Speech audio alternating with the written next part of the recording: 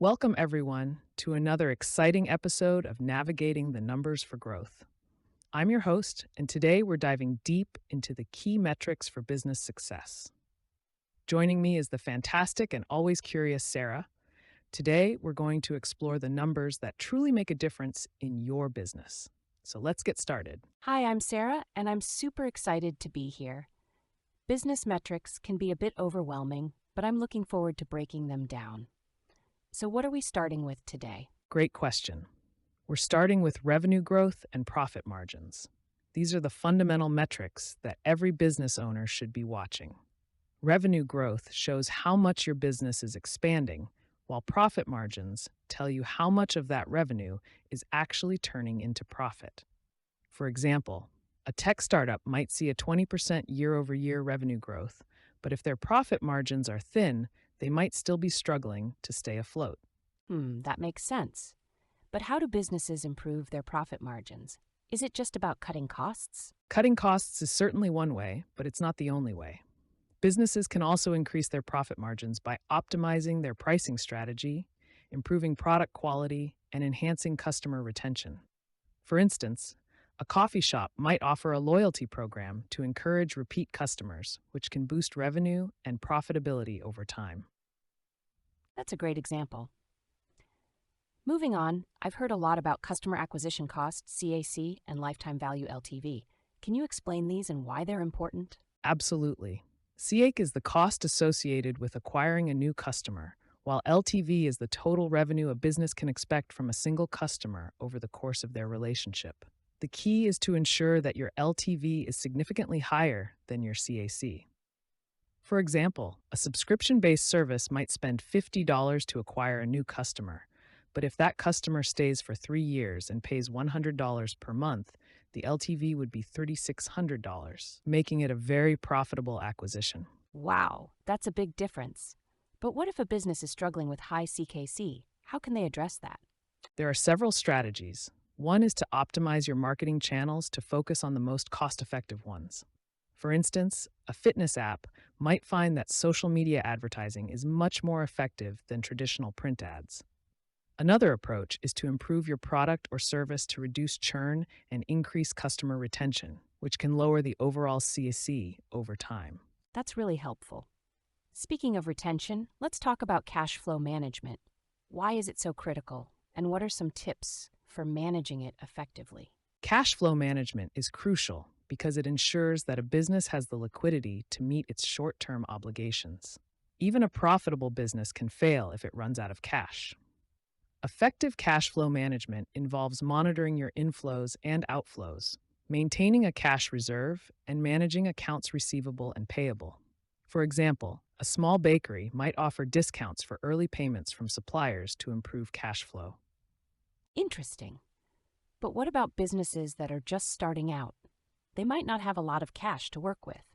What can they do? Starting out can be challenging, but there are strategies to help. One is to bootstrap and keep initial costs low. For instance, a new tech startup might operate out of a co-working space instead of leasing a dedicated office.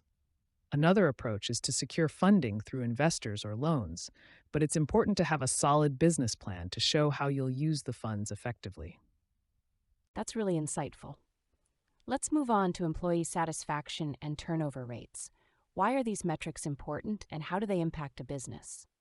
Employee satisfaction and turnover rates are critical because they directly affect productivity and costs. High turnover can lead to increased recruitment and training expenses, while low morale can reduce efficiency and customer satisfaction. Companies like Google are known for their high employee satisfaction, which contributes to their success. They offer perks like free meals, gym memberships, and flexible work hours to keep employees happy and engaged. That's a great example. But what about smaller businesses? How can they improve employee satisfaction without breaking the bank? Smaller businesses can focus on creating a positive work culture and offering meaningful benefits. For instance, a local bookstore might offer flexible scheduling, opportunities for professional development, and a friendly, supportive environment. Even simple gestures, like recognizing employee achievements, can go a long way in boosting morale. Those are fantastic ideas. Moving on, let's talk about marketing effectiveness. How do businesses measure the success of their marketing efforts, and what are some key metrics to watch? Marketing effectiveness can be measured through metrics like return on investment, ROI, conversion rates, and customer engagement. ROI shows the financial return from your marketing spend, while conversion rates track how many leads turn into customers. Engagement metrics, such as website traffic and social media interactions, can also provide valuable insights. For example, a clothing brand might track the number of clicks and conversions from a social media ad to gauge its effectiveness. That's really helpful. But what if a business is just starting out and doesn't have a lot of data to work with? How can they still measure marketing success? Starting out, businesses can focus on qualitative metrics like customer feedback and engagement. For example, a new restaurant might ask for customer reviews and use that feedback to improve their menu and service. They can also track basic metrics like the number of likes and shares on social media to gauge interest and engagement. Those are great tips. Let's talk about operational efficiency. How do businesses measure and improve this metric, and why is it important? Operational efficiency is about maximizing output while minimizing waste and costs. It can be measured through metrics like production time, defect rates, and resource utilization. For example, a manufacturing plant might use lean manufacturing techniques to reduce waste and improve efficiency. A tech company might automate repetitive tasks to free up time for more strategic work. Improving operational efficiency can lead to higher productivity and lower costs, which is crucial for long-term success. That makes a lot of sense. But what about service-based businesses? How can they measure operational efficiency? Service-based businesses can focus on metrics like customer wait times, service quality, and employee productivity. For instance, a law firm might track the time it takes to complete a case and the number of billable hours. A consulting firm might measure the satisfaction of their clients and the number of successful project completions. These metrics can help identify areas for improvement and optimize operations. Those are great examples. Let's move on to customer satisfaction and Net Promoter Score, NPS. Why are these metrics important, and how can businesses improve them? Customer satisfaction and NPS are crucial because they directly impact customer loyalty and word-of-mouth referrals. NPS measures the likelihood of customers recommending your business to others. A high NPS indicates a strong customer base and positive reputation. For example, a hotel chain might use NPS to gauge guest satisfaction and address any issues promptly. Improving customer satisfaction involves listening to feedback, addressing complaints, and continuously enhancing the customer experience. That's really important. But what if a business is getting a lot of negative feedback? How should they handle that? Handling negative feedback is crucial for maintaining a positive reputation. Businesses should respond promptly, show empathy, and take action to address the issues. For example, a restaurant that receives complaints about food quality might offer a complimentary meal or a discount on a future visit to make things right.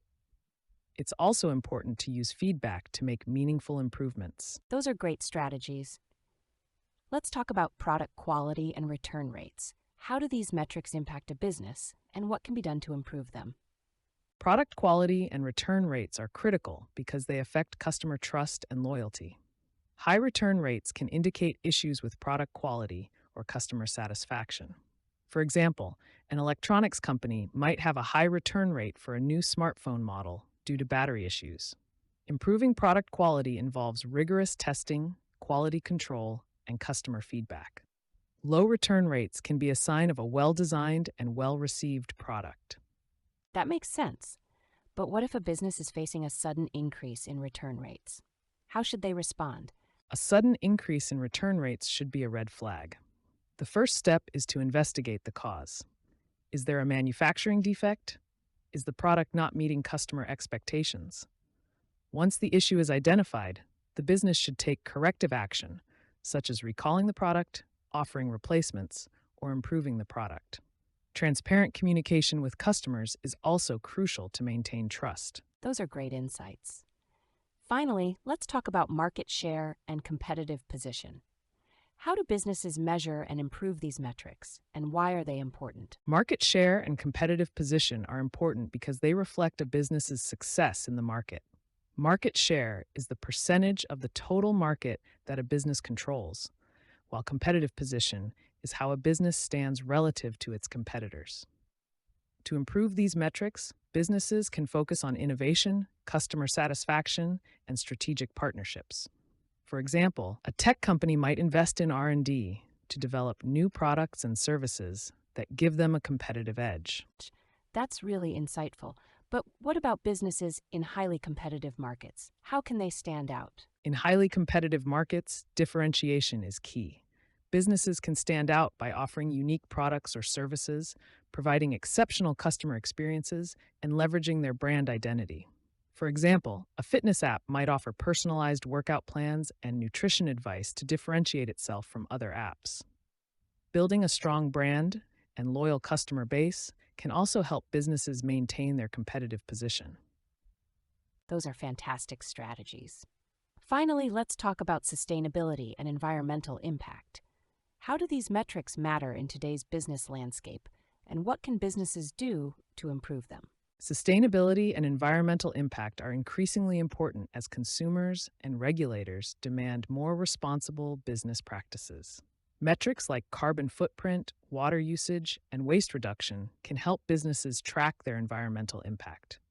For example, a clothing brand might use sustainable materials and ethical manufacturing processes to reduce their environmental footprint. Improving sustainability can enhance a business's reputation and attract environmentally conscious customers. That's really inspiring.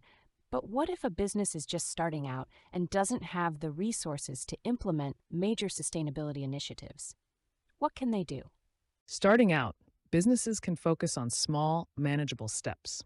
For example, a new restaurant might use eco-friendly packaging and reduce food waste. A tech startup might use energy-efficient servers and encourage remote work to reduce carbon emissions. Even small actions can make a difference and set the foundation for more significant sustainability efforts in the future. Those are great tips. Thank you so much for all the insights today. It's been a fantastic conversation, and I'm sure our listeners are taking away a lot of valuable information. Thank you to everyone for tuning in, and don't forget to subscribe and leave us a review. Thanks, Sarah, and thank you everyone for joining us.